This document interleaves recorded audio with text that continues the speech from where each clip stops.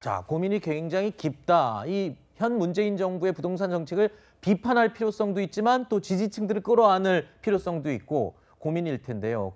자, 그래서일까요? 문재인 정부의 초대 청와대 비서실장을 지낸 인물이죠. 임종석 남북경제문화협력재단 이사장이요.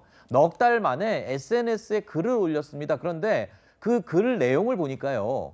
문재인 대통령과 현 정부에 대한 애정이 드러나는 내용이 대부분이었습니다. 그러면서 정권 교체도 또는 정권 재창출이라는 표현도 적절치 않다라고 언급을 하면서 의리를 언급했습니다.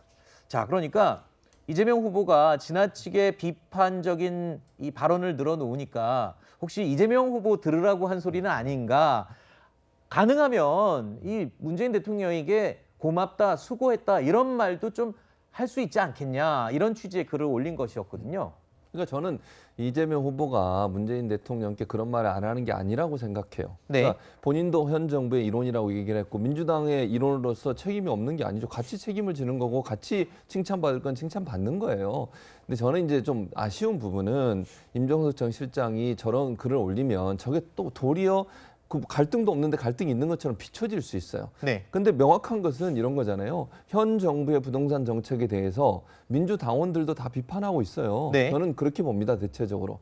그리고 현 정부의 부동산 정책이 어쨌든 의도야 어쨌든 성과적으로 보면 국민적 비판을 받고 있는 게 맞고요. 그것 때문에 지난번 재보선 선거에서도 참패를 당했고 이거는 뭐 인정할 수밖에 없는 거 아닙니까? 이거를 그러면 얘기 안 하고 간다? 그건 더 이상하다고 저는 생각해요.